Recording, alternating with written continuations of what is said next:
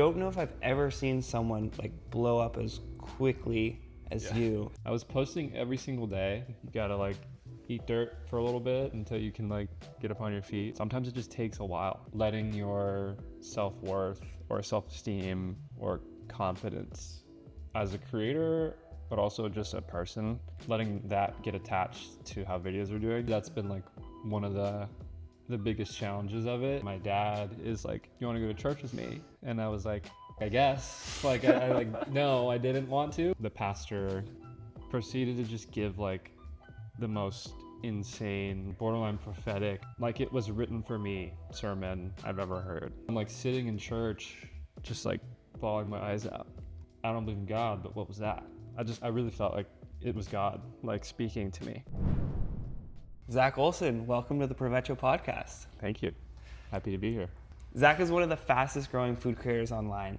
Less than 8 months ago, he started making food videos as an amateur chef, trying to make meals that are easier than takeout. Today, he has almost 1 million followers and hundreds of millions of views. Zach, for anyone who isn't familiar with you, what are some dishes they might know you for? Yeah, high praise there. I think my biggest videos, my first like real big one was a Korean beef rice bowl. Just kind of like a ground beef with a Korean inspired sauce over rice. And that kind of started like a trend of making like sort of easier like weeknight meals in that kind of world. So that was the first one, and then one pot pasta dishes. I had a French onion pasta that like exploded. I do a lot of like fried chicken, so like orange chickens and sesame chickens and that kind of stuff. Nice. Yeah. This is wild. I don't know if I've ever seen someone like blow up as quickly as you, and then also have it be a sustained thing. Like, did you expect this to happen? Was this like your plan going in? Like, yeah, dude, definitely not. Definitely not. It's funny because it's like something I've wanted to do for like honestly like 4 or 5 years, like since kind of finishing school and stuff. And I just never really did it. I got busy with career, and then literally, like 8 months ago, ended up having like a slower month with work. Said screw it and started filming, and I told myself I would film one every day and post one every day. And I think I had the first one like really kind of like get traction in the algorithm in like 2 weeks. wow, Which was crazy. that's insane. Yeah. What were like before the first one got algorithm? Like, what were your videos doing in terms of views and Views stuff? wise? Yeah. Yeah, I started a brand new page, so like 0 followers. I don't even remember exactly, but the first like 3 or 4 probably only did like under 1,000. Just like kind of algorithm testing the videos and not liking them. Yeah. And then like kind of started tweaking the videos, just trying to make them better and more like, short formy and that kind of stuff. And my first like real sort of traction one was a chicken sandwich. It was literally just like building the sandwich and then like taking a bite, and that got like 10,000 views. Whoa. And then I did a breakfast burrito with the same thing, like sort of making the toppings, rolling it up, and that one did 10,000. I re-edited that one and it did like 13,000. So I was like, okay, like clearly the like payoff at the beginning, like keep it short, is working. And then the first one that got any traction was like a garlic chicken, like Asian style garlic chicken video. And that did like 800K in like a week or something. Yeah. Do you think that like the reason those videos did well, like how much do you think the video performed the way it did was because of the recipe itself, and how much do you think was up to like the way it was edited and stuff like that? Yeah, I think you mean like back then specifically, or just in general? Yeah, I think both. I think back then I really wasn't posting like recipe centric content. Like I was definitely like following a recipe, but it was more just like come along with me on the journey of making it. Right. So I think it's more just like how good the food looks, and like as a viewer, if you're watching and something looks good, you're probably like keep watching it versus like if it looks nasty, you're not gonna watch it. Yeah. And so even like with the videos now, that's probably like one of the three like most important parts is like the food has to look good. Like it has to look appetizing, and people have to like be intrigued by it. Right. That makes sense. When you were growing up, like when you were 12 years old, what was sort of your dream? Like, where did you think you'd be today? Dang. It's funny, I was a huge basketball kid. I loved the NBA. I think my like hoop dreams were probably over by 12. I was like not good. I didn't even play in high school, but that was like my like growing up, my big thing. And then I quickly switched. I've been making videos since probably about 12. So I started making like video game edits, like Call of Duty montages and that kind of stuff. So I would say like being a YouTuber would like have always been my like dream job. Yeah. Who were the people that you watched back then? A lot of like video game world stuff like FaZe Clan and I don't know any of this. Okay. Yeah. Maybe the people watching, but a lot of that stuff, Call of Duty world, and then like Casey Neistat was like my first like obsessed YouTuber. Like I would watch him every day during the daily vlog. Yeah. That was like junior high for me, and that got me into like using cameras. So I like had already kind of been editing the video game stuff, but you're not using a camera. You're just like taking the footage from the game, and so he got me really into like making real life videos and like making dumb skits with friends and that kind of stuff. Yeah. Yeah, that ended up being the career. So Did you go to school for film? I did not. No. I was gonna do film school. I planned on coming to LA for film school, and COVID hit my like senior year of high school. So I like. Wait, how old are you? 24. Oh my gosh. Yeah, 24. So COVID hit 2020 when I was like March of my senior year, and I was like I had picked out a film school down here. I was like planning on moving in the fall. Decided not to because they weren't taking like new students. Like you could enroll, but it'd be from your bedroom, so you couldn't like live there. Right. And that's like half of the value of some school is you're there and you're on set Right. and you're like doing stuff. So I didn't want to do like film school in my bedroom. Yeah. So I ended up getting into the music industry like right away, pretty much at 18, and like filmed my first music video, and that ended up being my career until the food stuff. How did you get that first gig?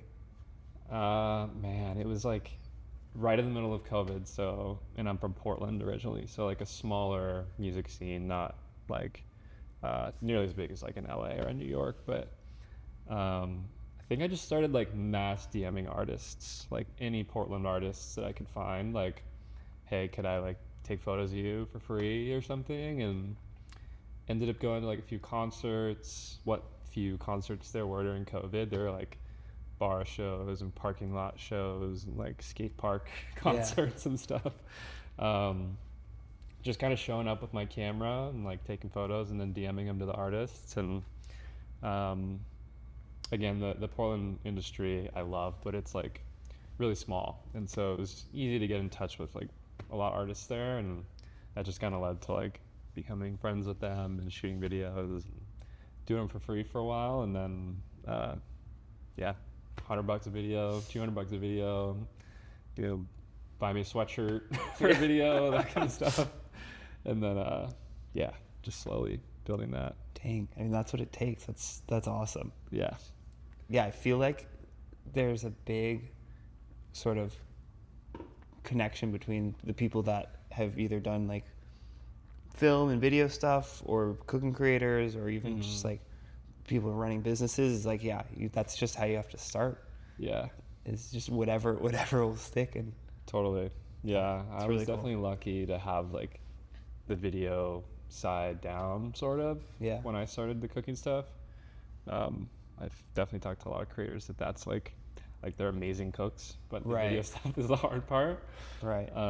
So it's been flipped for sure. Do you think you want to be a cooking creator forever?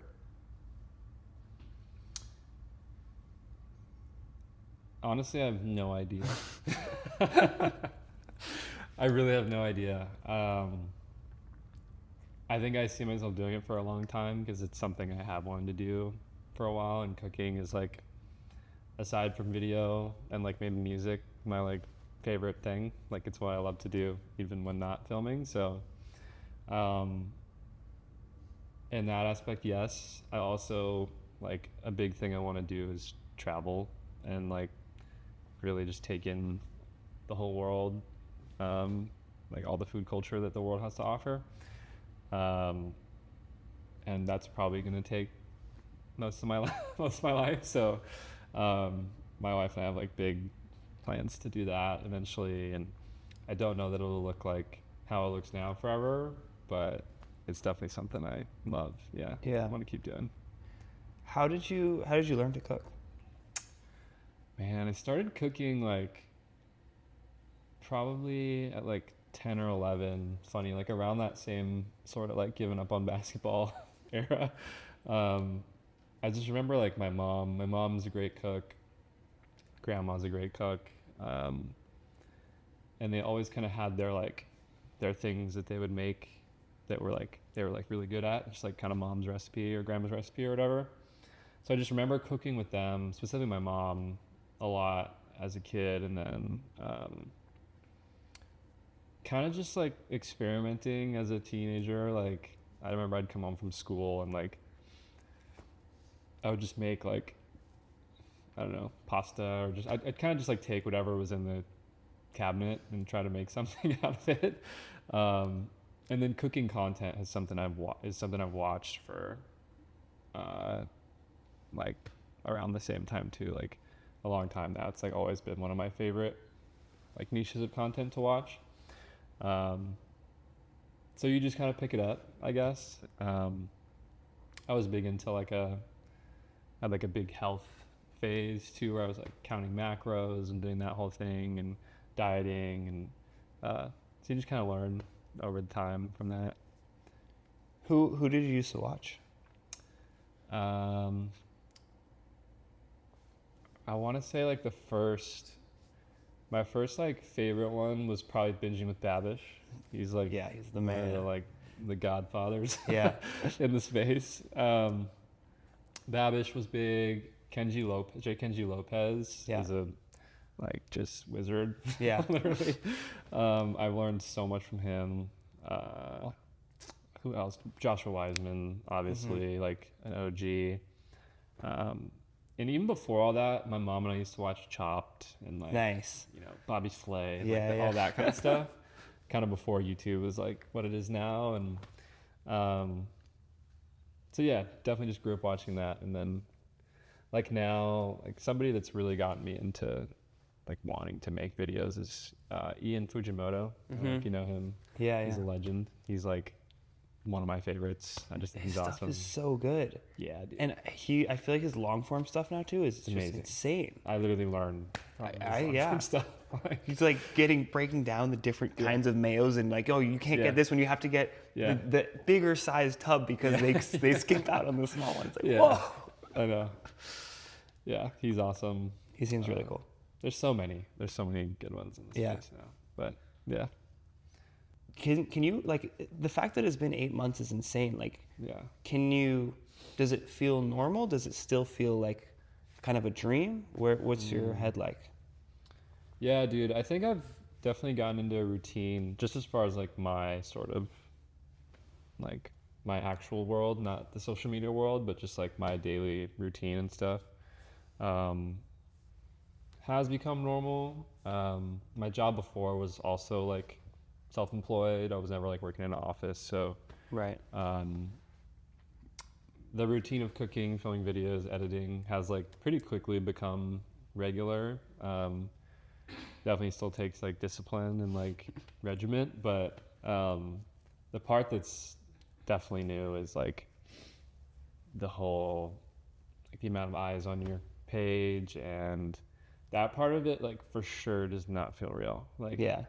and you remember, like, I just remember, like, before starting any of this or even, like, being really new, and, like, you'd look at someone's page that has, like, 100,000 followers or 200,000 followers or 1,000,000 followers and be like, yeah, that's like, it's like somebody that almost, like, isn't in the same realm as me. Like, Yeah.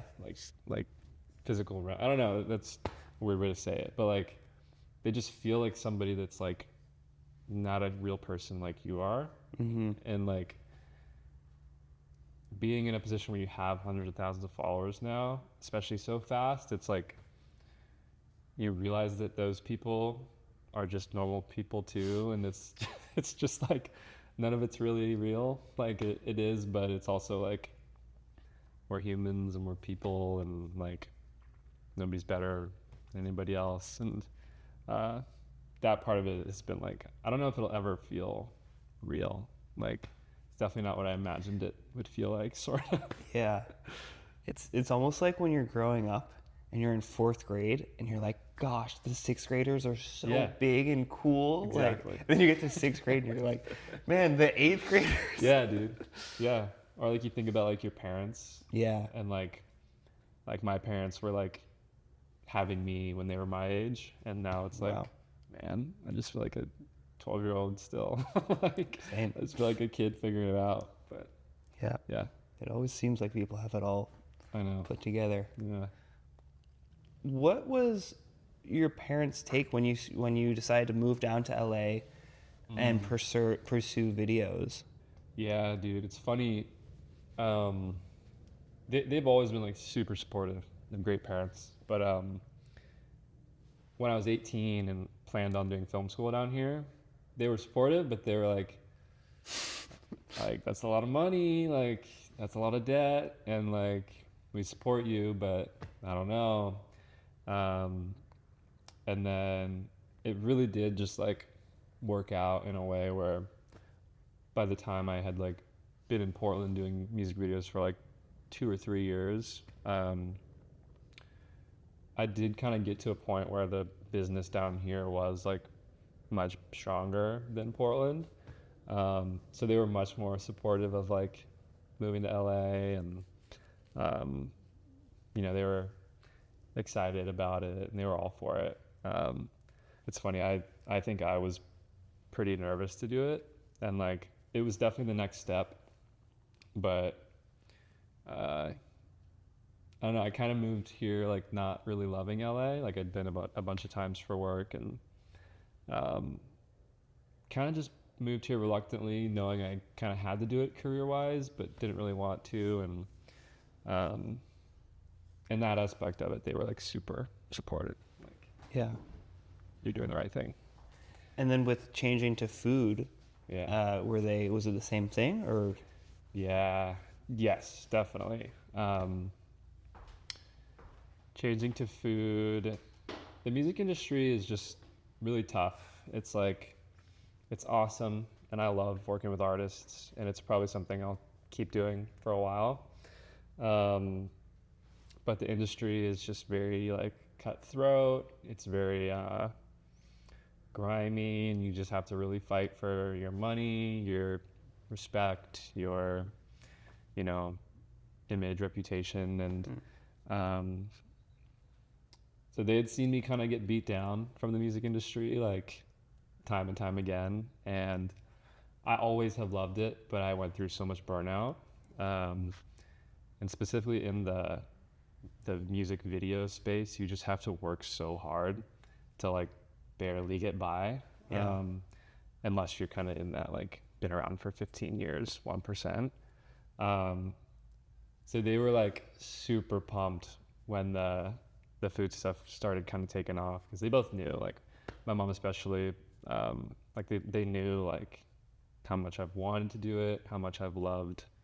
My mom and I, like I said, watched Chopped and all that stuff growing up, and it's always been one of my favorite things. So they were super excited to, like, see that new kind of avenue open up, and also see that, like, the music video stuff can still be a thing. It just doesn't have to be, like, the money maker, like, the barely get by anymore. Right. How do you split your time now? Like, are you just fully doing food stuff, or are you also doing a lot of music videos? It's like all food stuff now. Yeah. Um, the music stuff is kind of just like if I hear a song from an artist that I'm in touch with that I want to work on, or help a friend out, or like really just like for fun, like for Yeah. the love of it, rather than like I need to shoot this video that I don't want to shoot. That's awesome that you get to do that. Yeah. It's really good balance. So you've always been your own boss then. Has that been easy for you? Like, have you learned things? Yeah, dude. I mean, you definitely learn stuff. You definitely like, you fall into being lazy. Yeah. Like, a lot. I think like people that are self-employed, like the best trait you can have is probably like diligence and like being proactive and like just finding something to do when there's nothing to do type of thing. So yeah, I mean, you kind of learn that. You kind of learn that like you have to do that in order to like get by or get ahead or whatever. Yeah. Do you find yourself working, like, what's your schedule look like normally? Yeah. So I post 3 days a week. So I post Monday, Wednesday, Friday. So I try to film at least 3 videos a week to stay ahead on that. But I've been doing 4 videos a week so I can like slowly be like getting ahead. And I usually edit, I usually film in the afternoons. And then edit in the morning. The morning's kind of like my like I like usually take an hour in the morning and like pray, read the Bible, and like just have that kind of like start my daytime. And then after that, it's like my productivity time. So I edit, I like do voiceover, I like finish off videos and that stuff, and then I usually post by 9 a.m. So Wow. What time do you wake up at? like 7. Okay. Yeah, my wife leaves for work at like 8. So Okay. I go up with her, and then usually take like an hour, and then ideally there's already a video edited ready to post by 9. Nice. If there's not, I'm getting up a lot earlier and like editing that. So you really keep yourself to posting at 9? I do. Yeah, that's one of the things I found that really helps with like getting in a groove with the algorithm is Really? posting at the same time. Yeah. Same time, same day. Mm-hmm. Yeah, Really, week in, week out. consistently. Yeah. And if you miss that, you see a pretty big dip in viewership. Yeah. Really? Yeah, it's weird. There's definitely, and that's just like a theory, but Yeah. there's definitely like ideal posting windows, and like based on when your audience is most likely to be on their phone to see your video. And I can't remember exactly what that is for me, but I think it's like 9 a.m. and then like 3 p.m. is like the best time, because that's like 9 West, noon Eastern, or 3 West, 6 Eastern. Right. So like people's morning or lunch, or people's like off work or like end of day type of thing. Dang, that makes a lot of sense, honestly. Yeah. But yeah, I have found that it'll like drop off if I post a video late or something. Maybe it was just a bad video also, but. And do you post on all the channels at 9 a.m.? Mm-hmm. How many? Yeah. Which channels do you post on? Instagram, Facebook, which are connected now, TikTok, and YouTube. Okay. Yeah. It's good. It always blows my mind when people are only posting on one channel. It's like, you did know, all the crazy. hard work. It's crazy. Yeah. And it's crazy too, because certain videos perform better on other platforms. Right. I know, it's weird. I've noticed that people, this is a tangent, but I've noticed that people like on TikTok follow a lot easier than people on Instagram. But it's, I don't know, it's weird. Like I can get 1 million views on a video on TikTok and get, just like using numbers, like 10,000 followers from that one video. But if that same video gets 1 million views on Instagram, I would get like 2,000 followers from it or something. Probably more or less, but for whatever reason, and my like hypothesis of it is like people's Instagrams are more of like a personal blog sort of thing. Like it's their like personal window into their life. Right. Whereas TikTok, at least how I view it, is more of like a, like this is my entertainment. This is my like it's less like my personal window, if that makes sense. Yeah. So they follow easier and they like and comment, whatever. Yeah, I think it's a pretty good take. I think TikTok is just it's a lot faster and almost like more touch points, but maybe they're less impactful. Yeah. But I don't know, it's different with everyone in every sort of generation, I think. Yeah. How many hours of sleep do you get? I sleep pretty good, and honestly, the big reason is because my wife works corporate, so Yeah. we like try to have the same schedule. So she has to be up by 7 or like 6:30. So usually like 8 hours a night. Nice. Yeah. And do you work on the weekends? No. Yeah. Not at all. How long did it take you to realize that you shouldn't work on the weekends? Man. I was posting every single day, so 7 days a week for the first like month or two, maybe like month and a half, 2 months. Yeah, because I started in October, and then Christmas break is when I stopped posting every day because I just didn't have enough videos. Yeah. And I was out of town. So it took me a couple months, and I had talked to a few creators about it, just like posting frequency and that kind of stuff. And a friend told me that like 3 really good videos a week is going to get you the same, if not more growth, like followers wise, than 7, whether or not they're good or bad videos. So yeah, trying to perfect the videos more has helped for sure.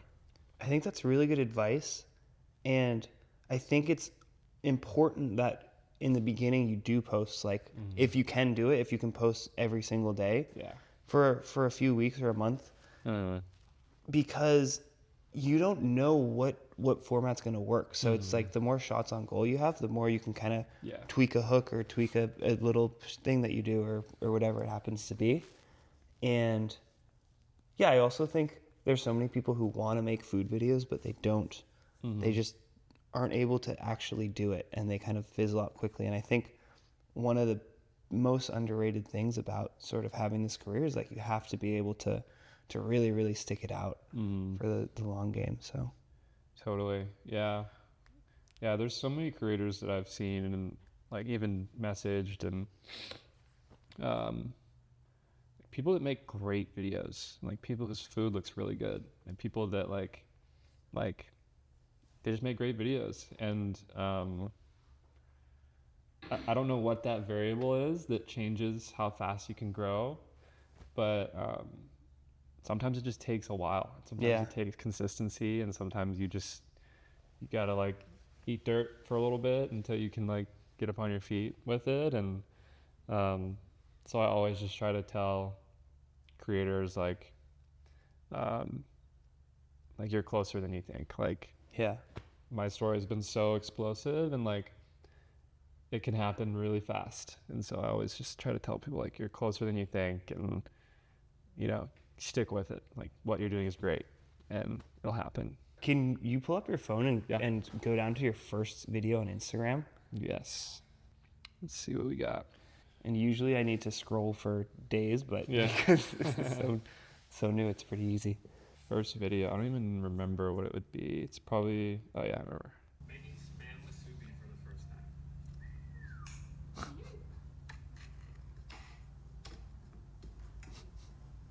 Stuff looks so weird. It might be an amateur, but I can't crack an egg with one. I'm only like half following the recipe, so let's just hope this turns out. No, what are you doing with your Thursday? I'm trying to unfold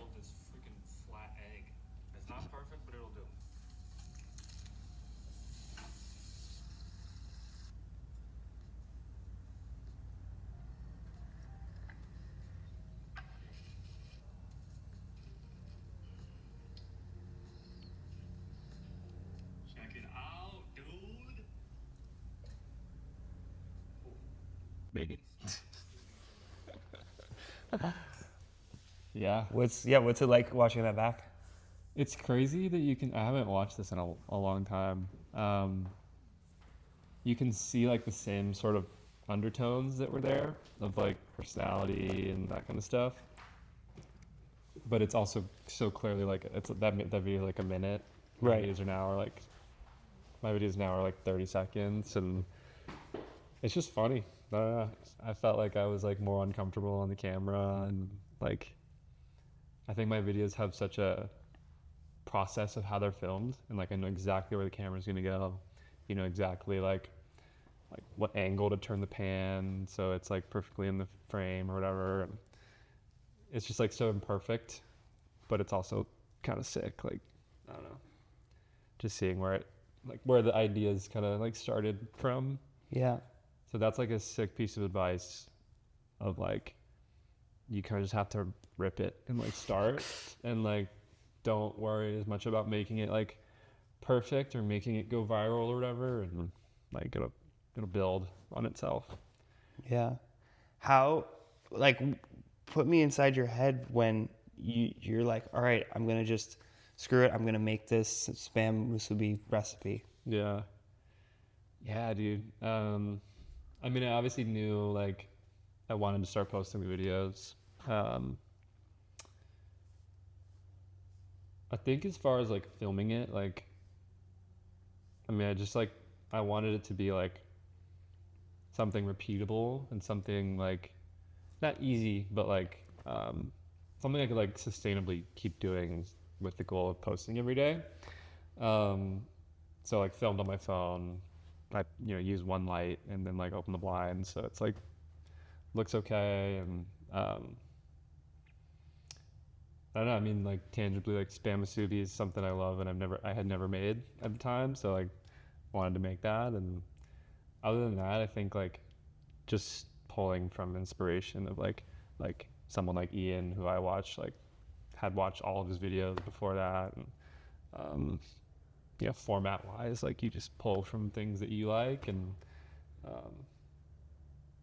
just kind of take a shot in the dark. Other than that. And then from there on, you posted one a day, or did it take a little for you to really commit to it? I just kept filming, editing, and posting one every day. Yeah. Yeah. And it wasn't as like serious first starting out. It was kind of like, I'm gonna film, post, and edit film, edit, and post one every day. And then like, if I miss a day, it's fine, because like nobody's watching them anyways right now. Right. Yeah. Would it take like your whole day to come up with the idea, grocery shop, film, edit, everything? I'm trying to remember. It definitely is a good, like, especially when you don't have that like format that you're gonna go for. Like, yeah, I mean, buying the groceries, setting up, filming, washing the dishes, which is like, I wash dishes for a living, and then like editing it obviously it's probably like a 4-hour, 5-hour thing. Yeah. Depending on the recipe, and then you get more efficient with that as it goes on and stuff. Yeah. I had a very quick stunt making cooking videos, and I just remember I would constantly like get set up, have the camera ready, have all my dishes or whatever. Yeah. And I'd start to make it and realize, oh no, I forgot the lemon or whatever it was. And then I'd have to go run to the grocery store, get the thing, come back. It was like the hardest thing. Yeah. I've had that happen so many times. It's usually like limes or lemons, cilantro, Yes. green onion. It's usually like a topping or some kind of garnish. And it's the thing that makes it pop. It really matters. Yeah, dude. I've never garnished my food until I started making cooking videos. Confession. And it just helps so much. Like, the presentation was such a learning curve starting out. On a scale of 1 to 10, how much of a perfectionist are you? I don't think I'm like super perfectionist. Maybe like a 6 out of 10 overall. But when it comes to like the video side of things, definitely higher. Obviously, like the cooking, how things looked, kind of thing, definitely higher. But then other areas of my life, I feel like I'm a lot less. Like I don't like fashion, like material items, that kind of stuff. I just like kind of wear whatever, or like do whatever with my hair or whatever. I was like pretty much bald when you guys first met me. What made you want to make cooking videos with your iPhone? Like, I feel like you are literally a professional videographer, and you have all the lights and all the cameras and everything, but you film on your phone. Yeah, dude. I think making it like sustainable, making it efficient was like the number one goal. Maybe call it laziness, but also call it like this is something that has to be like sustainable, time efficient. And then the other side is like iPhone stuff just does work really well on the algorithm for short form, and that's something I had picked up on like in the music stuff. Like we would shoot like big camera stuff, and then we'd shoot the same thing on an iPhone, because they both work and they're both good for different things. I filmed there's a few on there back in the day with my nicer camera too, and it really does just like put a little bit of a hitch in the process. Like it just takes a lot more time. My iPhone tripod's this big, my camera tripod's this big, and you got oil splattering and you got steam, and iPhone's just a lot more like versatile, run and gun, just set it up with good lighting. That the newer iPhones look amazing. So If you were starting out today, do you think you'd do anything differently?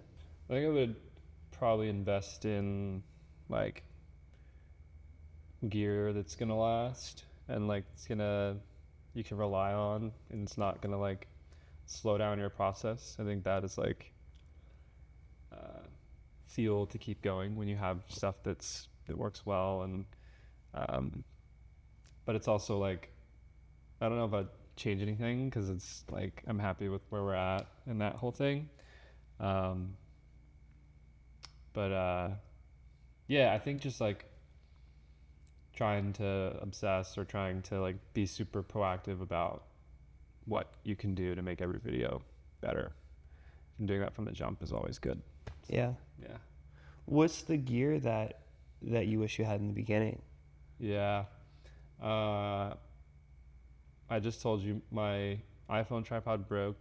Before that one, I had like this like, dude, it was some like borderline like TV advertisement tripod. It was like one of those like little tiny iPhone tripods that had rubber legs, like silicone legs that you could bend whichever way you want. Oh yeah. And they have like suction on the Never worked. on the inside, dude. And I mean, I've had my phone fall in the pot of sauce, and like I've had like lights fall and like land on the stove with the flame on. So just like honestly, like lights, but also just like the stuff that holds the phone and the stuff that holds the camera and the lights, and like then there's the whole like cookware side and that kind of stuff too. But yeah. Do you have a sense that a video is going to go viral before you post it? It's usually like two clear sort of like senses. I think you like, but like never like really, like, I don't know, unless you're like scientist. I don't know, like, but you never really know. But the two sort of moments is like when it's being dished up, and like the sort of like plating the food is, for my videos, like it's what's at the beginning of the video. So it's like the hook, it's the most important part.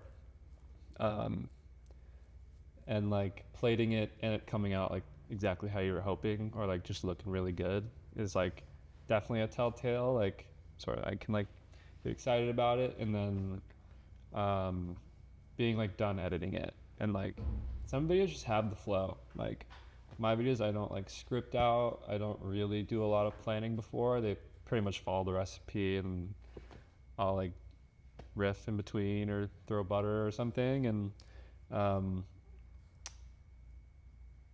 so some videos just naturally have better flow than others, and that's just how it is. And so a lot of times, like as the editing process is wrapping up, you can like sort of feel like this one came out smoother or whatever it is. And the other thing is just like what recipes are trending, or like if it's a trending recipe, or if it's a follow-up to a video you had that did well, or that kind of stuff, then you can usually pretty safely say it'll do well. But you never really know. It's just, You have this brand as an amateur cook. Just you're learning to cook.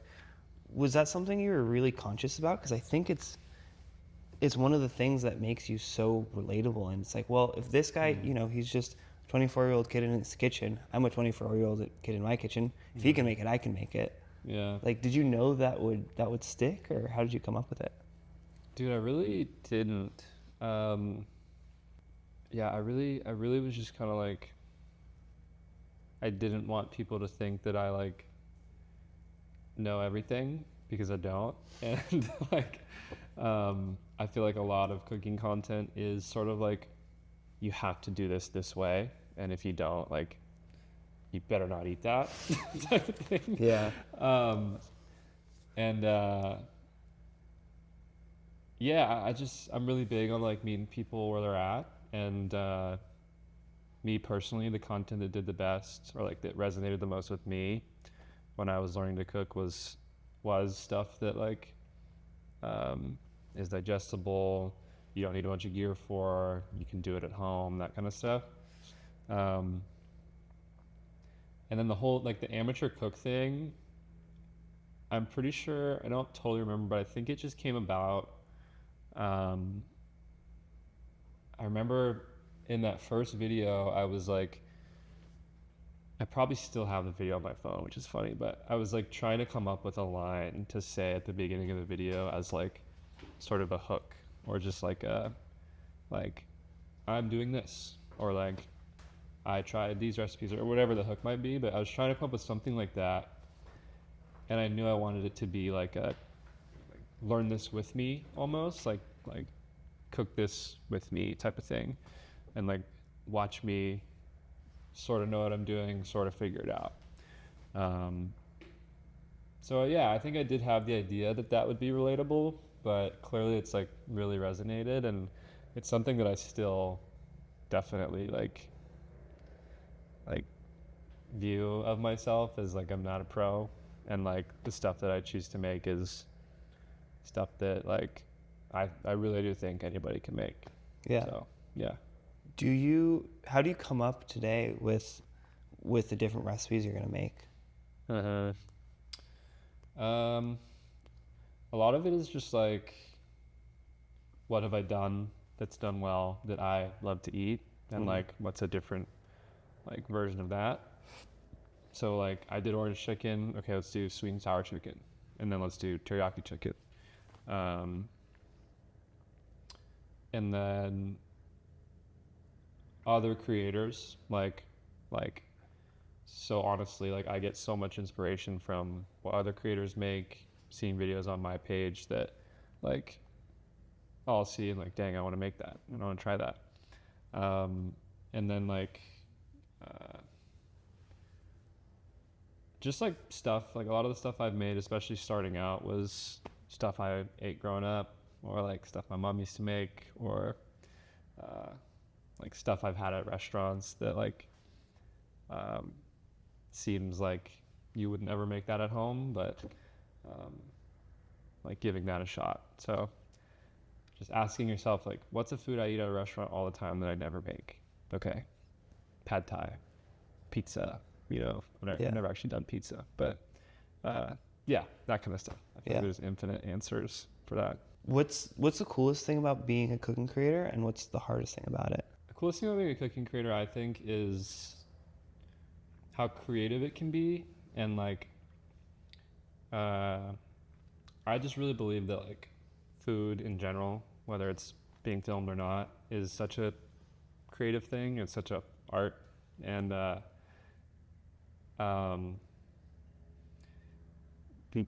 whether or not you're gonna get like pushback in the comment section from it, like you can put whatever twist on a recipe that you want, and I really enjoy that. I think it's fun, and I think combining like stuff is like kind of like I was telling you, like how I got started, just taking whatever I got and like trying to make something out of it.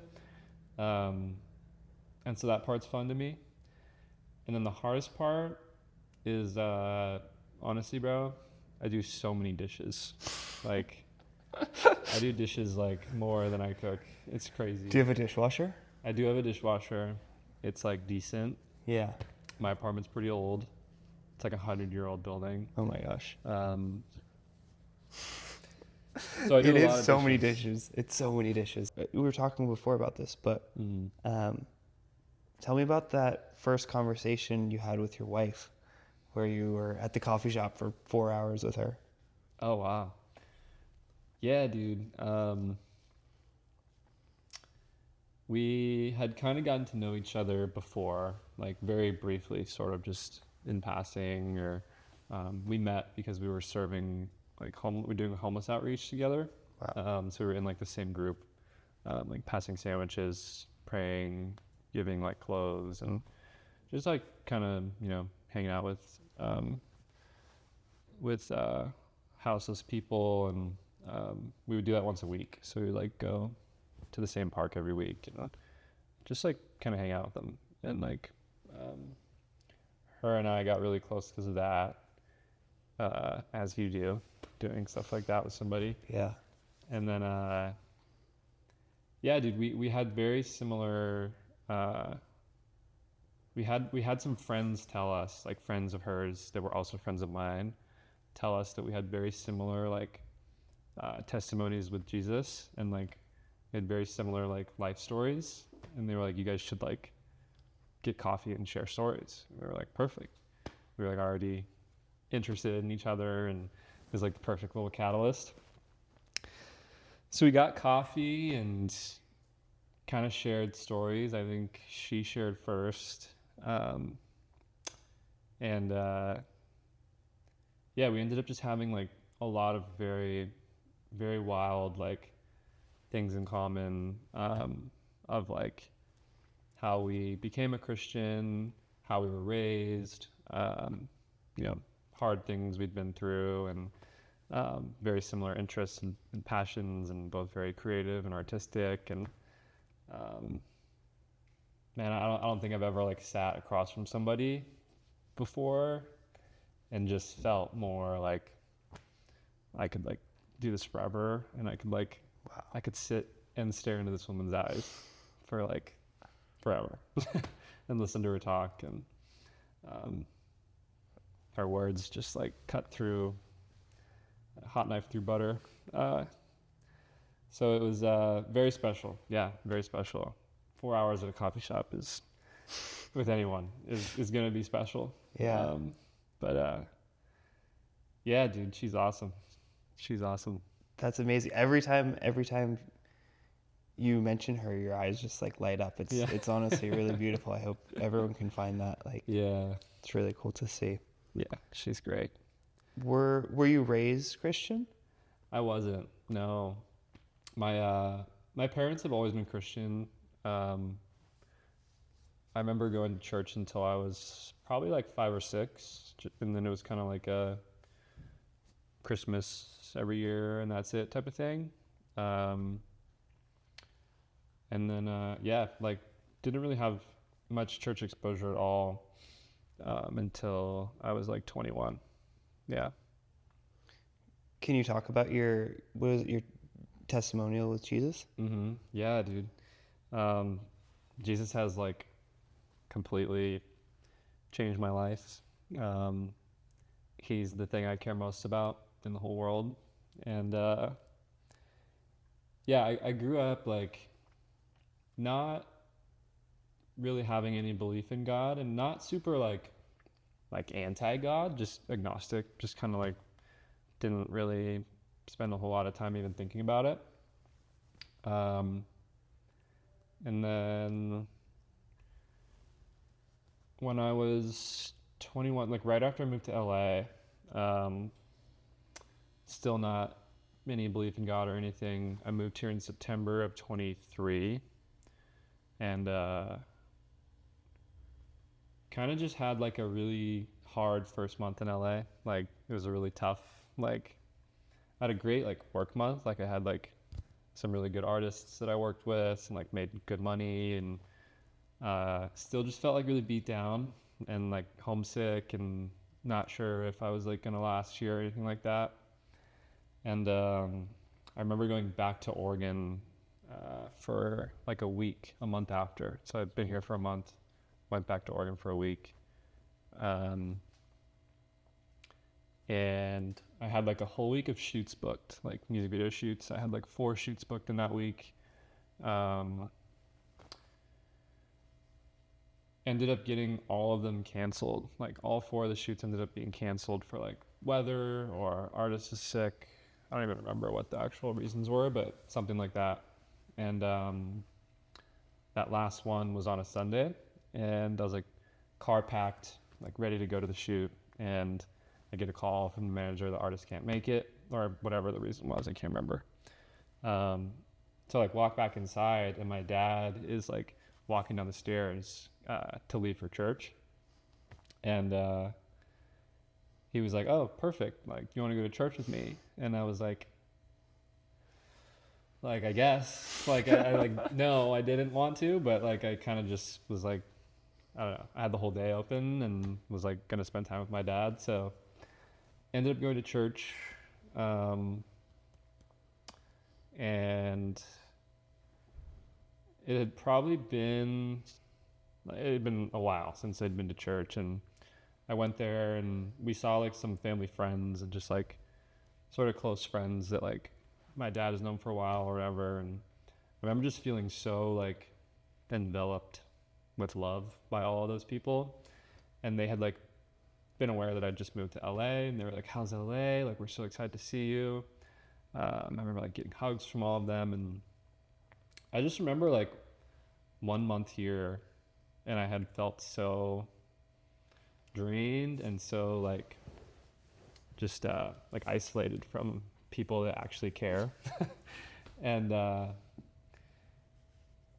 then the sermon started, and the pastor Mike Tatlock, who's like one of my like mentors now, but he proceeded to just give like the most insane like borderline prophetic, just like it was written for me sermon I've ever heard. He touched on things that like were just cutting super deep into like really hard stuff I'd been through, stuff I'd recently been struggling with, and I really felt like it was God like speaking to me and like saying things to me that like I'd maybe been avoiding or needed to hear. And so I'm like sitting in church, just like bawling my eyes out, like 21-year-old me, just like sitting in there, like tears running down my face, starting to kind of like get overwhelmed. And what I now would call is like feeling the Holy Spirit, like feeling the love of God for the first time. And I remember like, so it's usually like worship and then the sermon and then a little more worship. And the worship came back on at the end of the sermon. And my dad like knows, my dad's sitting right next to me, and he knows me well enough to know that like that was really hitting, and like the sermon was really hitting. And I look at him and I'm like, we got to get out of here. Like, this is too much for me right now. Like, this is just crazy. I have so many questions. I'm overwhelmed, and I don't believe in God, but what was that? Yeah. You know? So we go back to his car, and I'm just like sitting there in tears, like asking questions. I don't even remember what they were, but he's like, "I think you and Mike should talk. I think you should meet with the pastor, and like you guys can talk." So I end up like, long story short, like meeting with the pastor. Mike, and we sit and talk, and I have all these questions about Jesus. It was at that day that I found out Jesus was like, he was a real person that like actually lived and died for our sins, and like I didn't know any of that actually happened, and like so I had so many questions about that. I had questions about prayer, I had questions about, why does God allow suffering, like all this stuff. We talked through the sermon, we talked for like 3 hours, and I ended up accepting Jesus like at the end of that talk. Like a whole string of events happened after that where I like came back to LA, ended up getting connected with like some friends down here that were Christian because I didn't know any, who are now kind of like my Bible study, and like my best friends, Jesse is like one of those guys. So short story long, the hard month in LA, I felt God like over that next year until today, like he's still doing it, completely unwind why I'm here in LA, but also what I'm doing like with my life. And he's really changed that from like I'm here for me to like I'm here for God and for Jesus, for his kingdom, and like that others might experience that love that like I felt for the first time in church, and is there for everybody. So Wow. yeah. That's amazing. Thank you for sharing that with me, with us. I've never met anyone who kind of experienced God for the first time at such a young age and had such a kind of tangible moment when that happened.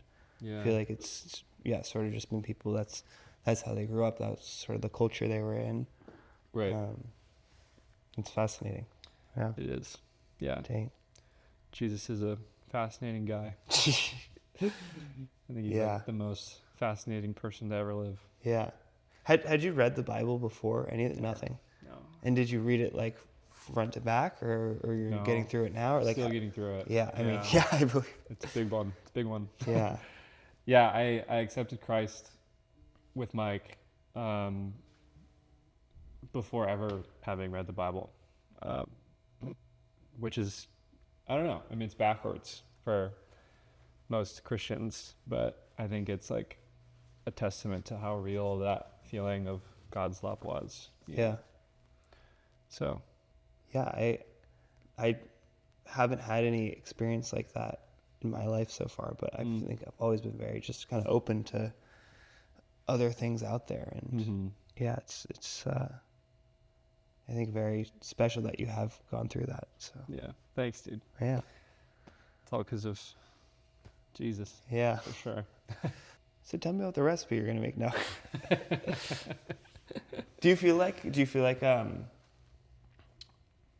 you would have become a cooking creator without God, or like do you feel like it kind of helped you in those beginning days or in these days today? It's interesting because I've always wanted to do it, so I don't know. I don't know. I mean, probably.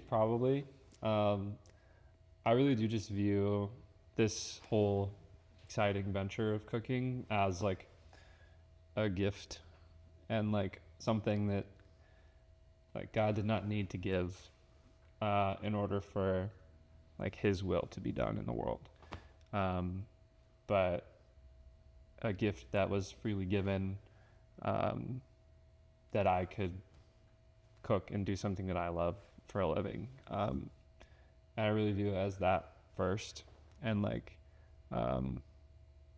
whatever he wants to do through that is what I'm open to. So in that sense, yes, like I feel like it is God's will and it is God's plan for me and my life, and whatever comes from that is awesome. So, yeah. Have there been any like really just challenging things, in the past 8 months, or like things that are kind of starting to wear on you as, with this new career, or does it all feel really just exciting and... Yeah, no, definitely. I think the hardest thing to get used to is and I think it's something that all creators go through, but letting your self-worth or self-esteem or confidence as a creator, but also just a person, letting that get attached to how videos are doing and how growth is going and good comments, bad comments, that kind of stuff. I'd say that's been one of the biggest challenges of it is just not letting that affect how your day is going to be. If a video flops or if a video isn't performing well and you wanted it to, or getting super caught up about, whoa, I gained 100,000 followers last month. Why I've only gained 2,000 this month. I'm a failure. That's sort of the lie. And then trying not to get caught up in that is really hard. It's really hard when you're your paycheck, your livelihood, not livelihood, but your career growth is sort of dependent on how a video does. Yeah. I did want to ask, so you're able to do this full time now. Mm-hmm. What's kind of a rough breakdown of the different categories you're able to earn a living from? Yeah, so I'm 8 months in. Brand deals are sort of the majority, and then Provecho has been the other significant chunk of that, which that's really been 45 days, not even. But who's counting? But who's counting? Yeah, 47 days. No, I don't know. But right now it's been only those two. I just got to a point where my Facebook has monetized, or it's getting enough views to monetize now. TikTok requires your videos to be over 60 seconds in order to monetize. Mm-hmm. So I've made $4 from TikTok. Wow. All time, which is congratulations. It's kind of hilarious. If you go on my TikTok, it's however many million views, and then estimated revenue $4.07. It's literally I counted Instagram, and then it was over 100 million. So I assume there's another 100 million on TikTok. Yeah, that's ridiculous. That's crazy. Jesus, TikTok. And that's from I think I posted 2 over 60-second videos. One was shepherd's pie, and one was I don't even remember. And they just didn't do very well because it's not what I post. So, and I also don't I'm not gonna change the content for in order to make money. Yeah, wait, that seems like a ridiculous loophole that TikTok has, because hardly any videos on TikTok are over a minute. If they were, I know. People wouldn't want, that's kind of saying, okay, we're gonna pay you on Vines for videos over 12 seconds. That's pretty much illegal. Yeah, and it's relatively new. And I'm not a hate on the platforms guy. They have a way that I can do this for a living, so I'm grateful. But it's a relatively new thing. I think not that long ago, creators didn't have to post over 60 seconds to make money, and they were doing really well from that. But yeah, it's right now my income is only brand deals and Provecho.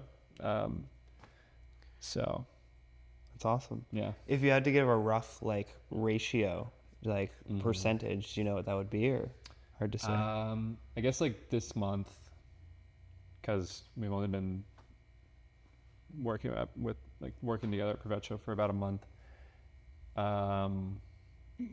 What would that be? Probably 70% brand deals, 30% Provecho. Nice. Yeah. It's pretty remarkable. Yeah, it's just been crazy. A couple, not even 2 or 3 months. Yeah. Yeah, it's been growing a ton. Have you been like keeping up with that a lot, or I just yeah? What's that like? Any feedback for us? Any feedback for you guys? No, I mean it's growing like really well. Yeah. So like I'm really pleased with it. And what thoughts do I have? Honestly, it really surprised me that like maybe like week 2 or 3, one of my videos was like the most trending recipe on the app, which was like I don't know, I was like not expecting that, which was really cool. Yeah. Yeah, I think it's really cool just to have like I don't know, I like just scroll through my page on Provecho a lot and just like look through. I think it's like really neat to just have them all in one place. And I've had tons of people ask for like a cookbook, which I didn't realize how big of a thing like a digital cookbook was, but a lot of creators do that. And so being able to have this like instead of that is really cool. Yeah. How I know one of the things that I think everyone is afraid of is like putting your recipes behind a paywall. How has, now that you've done it, how does it feel? Like, was pushback been like? Yeah, there was a little pushback for sure. People were like, mostly on TikTok, like kind of I was saying earlier, TikTok's like much more of like people aren't as afraid to like just let it rip on the TikTok comments. And so I have had people that have said like, because before I was putting ingredient measurements in the caption, and now those are on Provecho. And I've still been kind of experimenting, like some videos, like the one I posted today, I put the ingredients in the caption. I'm just trying to feel it out. But people are definitely like, dang, he kind of switched up, like the amateur cook guy, like kind of like sold out, or whatever the term is. But I also like I've had people say like you'll have people replying to those comments that are like pro like cooking creators getting paid and like helping the creator and supporting them, saying stuff like his recipes are simple enough, like if you just watch the video, like you can like make the thing, and if you want it to be easier, then subscribe to the Provecho. So yeah. What's like the craziest comment you ever gotten? Like any comment? Yeah. Like hate comment or any Well, comment? it's just I don't know. Is there any that you're like, damn, dude. I'm never gonna forget that? Dude, yeah, actually, I don't really remember it because it was on YouTube Shorts, and it was so long. Like we're probably talking like, if you put it in a Google Doc, like at least 2 pages. Like What?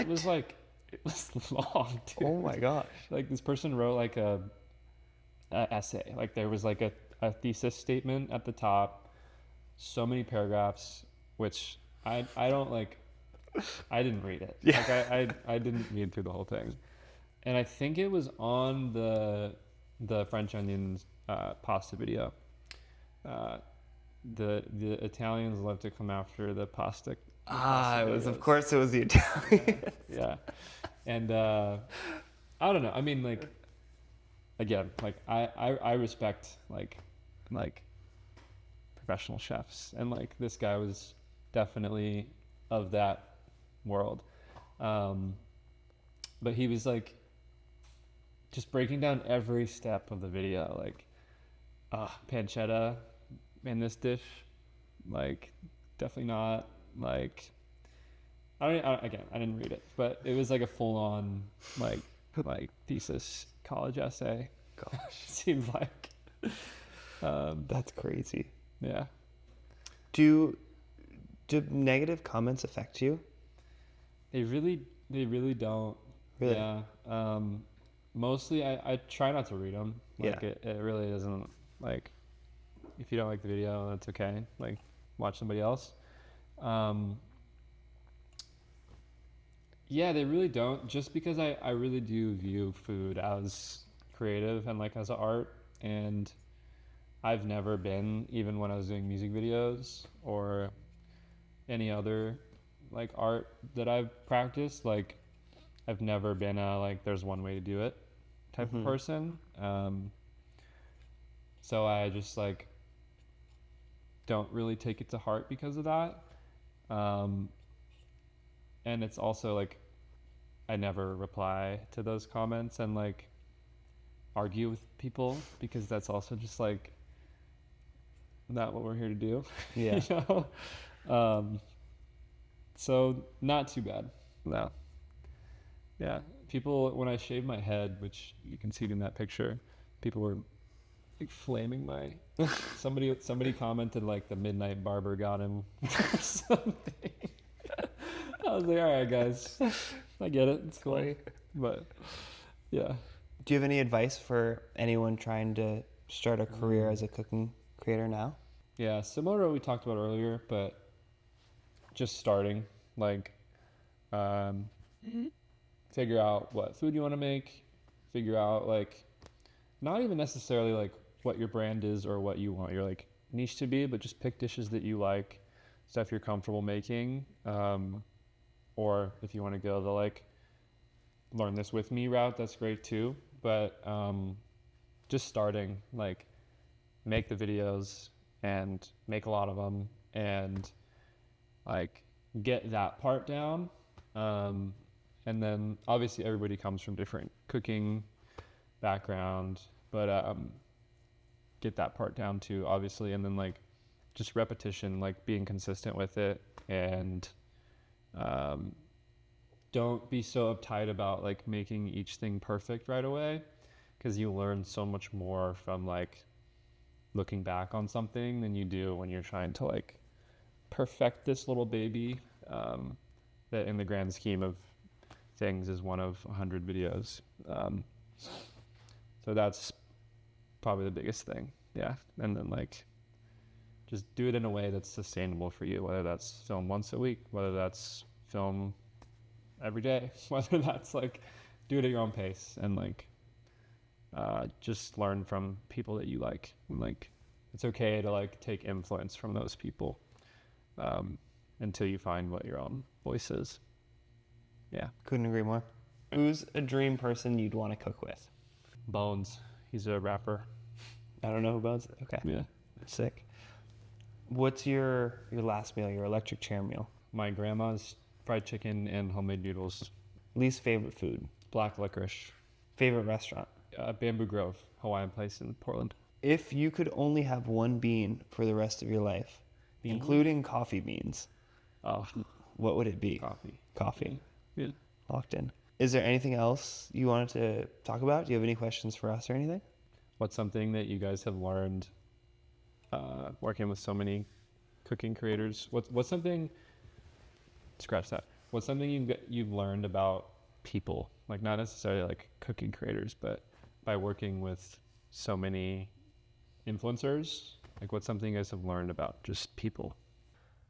Everyone thinks that to reach a certain level as a creator, you need to have a special something about you. Like you need to either be a professional chef or a professional videographer, or, you know, like super attractive or whatever else. And I used to think that too. And the more and more that I do this and I get to work with the people, like really the big thing that separates those who have and those who haven't is that they just started doing it. It's just like starting any business or going as hard as you can at becoming a musician and like fully going all in and betting on yourself. It's just a really difficult thing to do. Why do you think that is? Do you think it's like self-doubt? Do you think it's laziness? Do you think it's all of the above, probably? I don't think it's laziness. I think that I have a few different takes. One of them is that I think this kind of school systems set people up to automatically just to default be perfectionists, right? Like if you get a 80% on your test, that's I don't know, it's like a B minus, yeah. right? Or something. So, yeah, I think that all of the learning comes in just going for it and doing it, and like Yeah. when it doesn't work out, like then that's where the learning happens. And the faster you can get yourself to like fully commit, fully try everything that you know, and then fail, like if you do that 10 times, this is why I was saying, you know, in the beginning, if you can, you should shoot 7 days a week. Like you're just going to learn way faster than anyone else. And I don't know, I think it's so hard. Like the fear of rejection is just so scary to people. And it's like, it's scary to me, even though I feel like I do a lot of things that just, like I'm starting to build up a thicker skin about it, but it's still so scary. My one other thing is I also think people are very quick to put people and to put themselves in boxes of like, oh, I'm not smart, or oh, I'm not talented, or oh, I can't cook, or you know, whatever it happens to be. I don't know how to make videos. I don't know how to edit. And it's like, I don't know, just when you realize that everyone else who's done it has the same 5 fingers, the same 2 ears, 2 eyes that you have, like, and you just kind of actually go for it. Like I think this is a huge thing for cooking. Like there's so many people that just say I can't cook, and it's like, you can't cook because you've always thought that you couldn't cook. And if you just actually, you know, fully tried, and maybe you mess up the meal completely, but like fully try to cook every day in 1 week, and you'll be able to cook something. Like there's no doubt about it. But it's just, it's just really scary to get it all wrong. Right. You know, multiple times in a row. Yeah, for sure. It's the ratatouille. Anyone can cook. Yeah. My girlfriend actually, like one of the first pictures that we have together is she's like obsessed with Remy. And so she has the exact same one. She has the Remy on the shoulder. And she saw your pictures. She was like, what? That's awesome. Yeah, he's sitting in my kitchen. He's like on my little shelf right above my stove. Yeah. Anyone can cook. Noted. Yeah. Sweet, man. Anything else? No, I don't think so. All right, that's the pod. Good stuff. Hey, good stuff.